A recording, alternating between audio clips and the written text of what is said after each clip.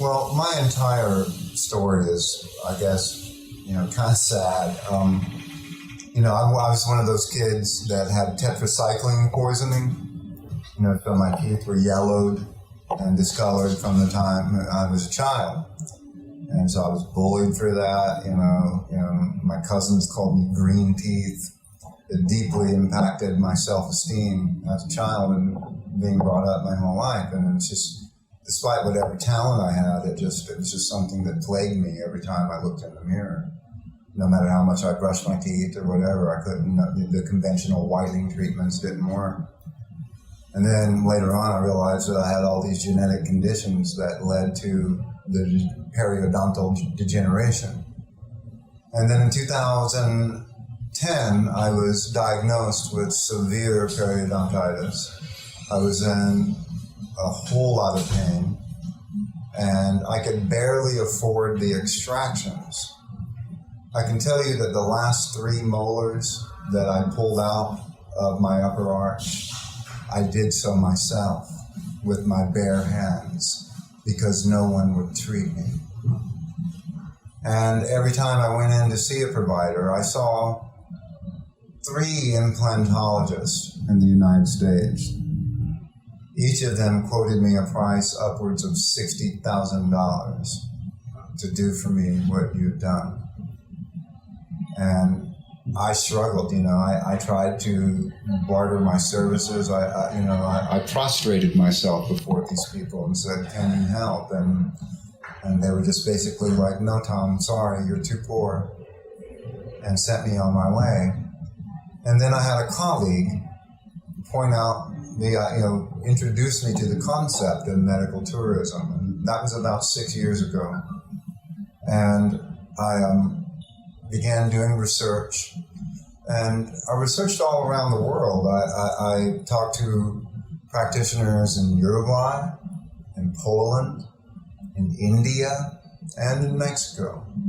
Maybe about 11, somewhere around 11, 12, almost 20, maybe, different practitioners around the globe. Cancun Dental was the only facility that called me back again and again and again. Every 3 months, someone from your team would give me a call or send me an email and say, "Tom, how are you doing? What's going on? How can we help?" No one else did that.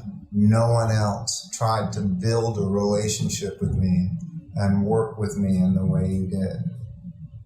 And so I went to my family and I said, "These are the people I want to go to.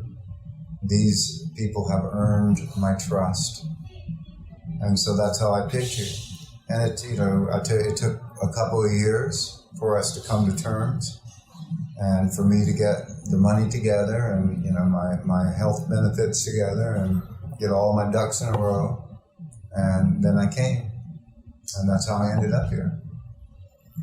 In America, there's a very real separation between medical profession and what they call the dental profession. Dentists aren't regarded as real doctors there. I'm sorry, but that's true. I'm sorry, but it's true. Okay? And when I came here, I didn't feel like I was in the hands of dentists. I felt like I was being cared for by doctors. I felt like I feel like here that I'm not in a dentist's office. I am in a medical facility, and I am surrounded by people who have the utmost concern for my care. Not just my physical care, but my mental and spiritual well-being. We understand that an unattractive smile can cripple a person socially, professionally. It cuts them off from opportunities, from relationships that they would otherwise be qualified for, both professionally and emotionally, but because of this appearance and because of our just ingrained psychological reaction. I'll give you an example. In South Korea, if you get hired in the IT industry, like if they want you on a frontline position and you have, something wrong, it doesn't matter if your teeth, anything cosmetic, they put that in your benefits package and they make you go. You don't have a choice. You're going to go get your teeth fixed and then you get to go to work. It's part of the deal. Yeah, it is, and it's something that I think should be, it should be approached with in every country.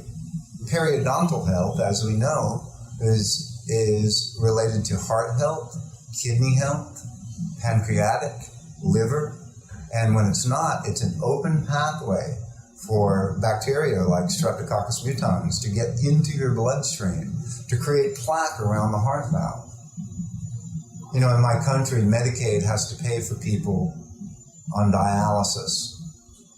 It costs $80,000 a year to take a person 3 times a week on dialysis who's elderly. Imagine if that person had gotten this treatment 20 years before. It impacts the system. It impacts the healthcare system. It makes it cumbersome and expensive and top-heavy and unavailable for the people who really need it. What's great about what you guys do is it's available for people who really need it. I mean, it's still pretty expensive, but it ain't 60 grand. It's not like buying a house.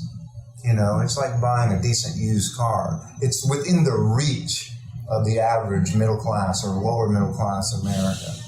It's something that we can aspire to, and I feel like it's how the world should be. I'm very happy with the results. And not only that, Benjamin, I'm really happy with you all too. I was even telling my mother on the phone that, Mom, you have to come here and just meet these people because they're just so great. They're just so wonderful and caring. And I can't express my gratitude enough. And yeah, thanks.